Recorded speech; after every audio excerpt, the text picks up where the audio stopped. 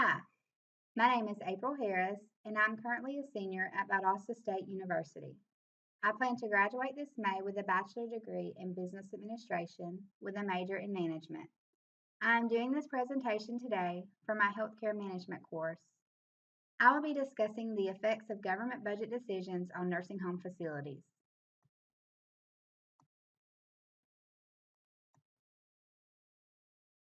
The medical facility that I chose to do my presentation on is Bayview Nursing and Rehab. I chose this facility because it is close to my home and because I have a personal attachment to it since I've had two grandmothers stay there in the past. I personally like this facility because of the care and attention that they give their patients and family members. It doesn't just feel like a place to go to get better or to die, but it feels like a home. I also like their degree of community involvement.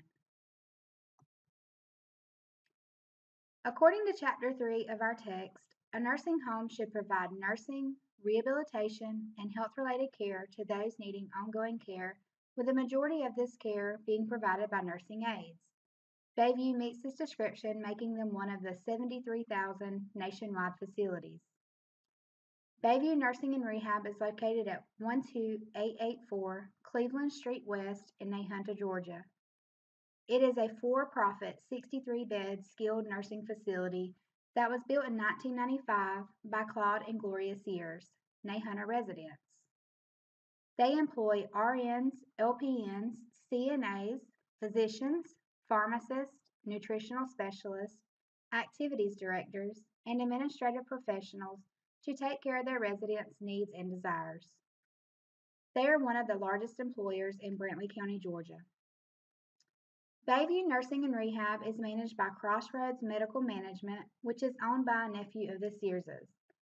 In 2008, Bayview received the My Interview Award for exemplary customer service.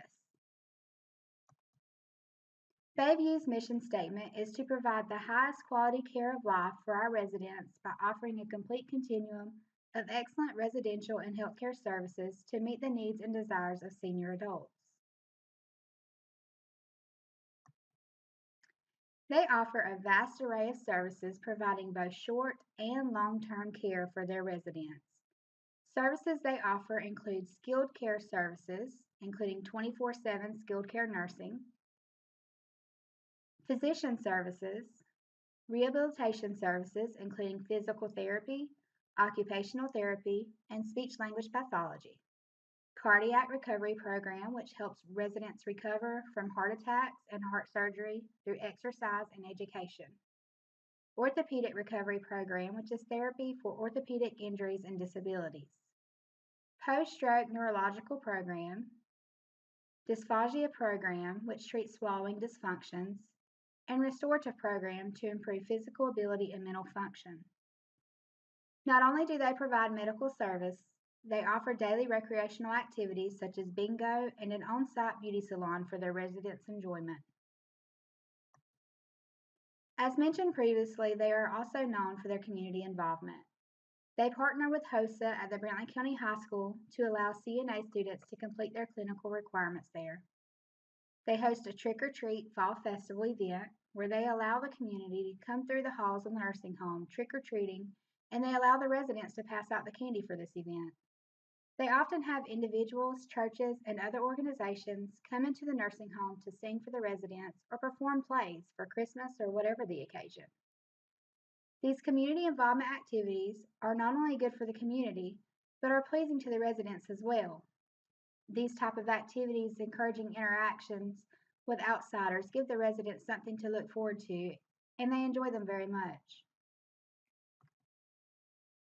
The daily cost for Bayview Nursing and Rehab is $160 per day for a semi-private room or $166 per day for a private room. Residents may pay for these services with personal insurance and finances, as well as using Medicaid and Medicare. According to payingforseniorcare.com, Medicaid pays between 45 and 55% of total nursing home costs in the United States. I reached out to Bayview Nursing and Rehab to see if they could tell me the percentage of their residents that pay with Medicaid or Medicare, but they were unable to give me this information. I suspect with the poverty level of Brantley County that the percentage of their residents paying with government assistance will be well over the 45 to 55% margin. Medicare will pay for the first 20 days at 100% and then the following 80 days at 80%, while Medicaid pays 100% if the resident qualifies.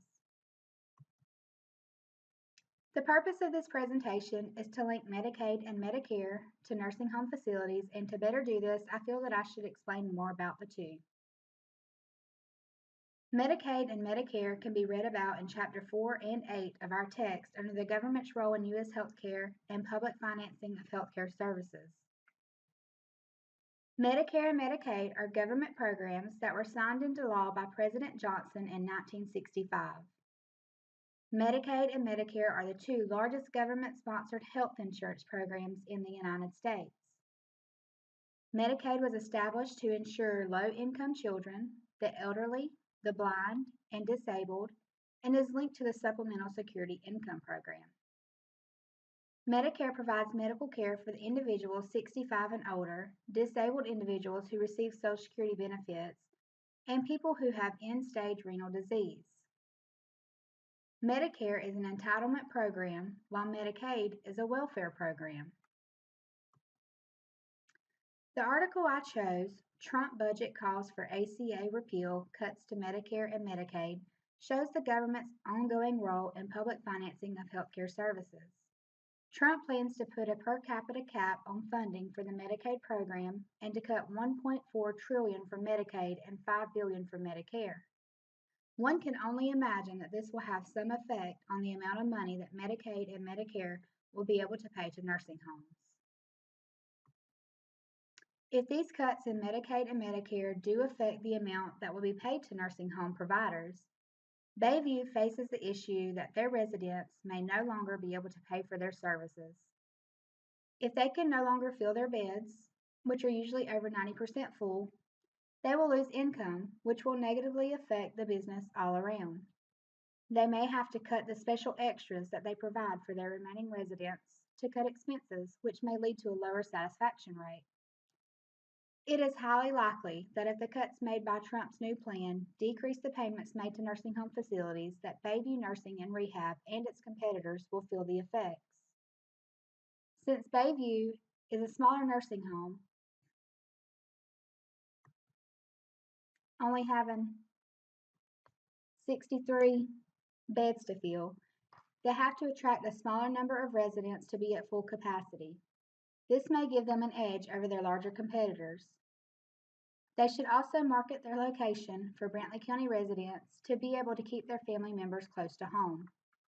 They should make certain that their employees offer the best customer service and attitudes to their residents so that they will be able to attract new residents in the future. They also currently have a lower than average per day price. The average in Georgia is $205, which is an advantage. However, this can also be a negative as it will be harder for them to lower their costs. Questions for Bayview to consider.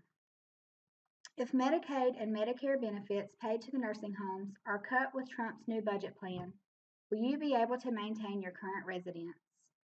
Will they be able to afford your services with a decrease in benefits from Medicaid and or Medicare? If you are not able to maintain your current residents, will you be able to fill your beds with privately insured residents? Should you take in more privately insured residents than those paying with Medicaid and Medicare to help prevent this issue? Are there any other ways you can generate income if your beds are not full? Would focusing more on and increasing short-term rehab services benefit your facility?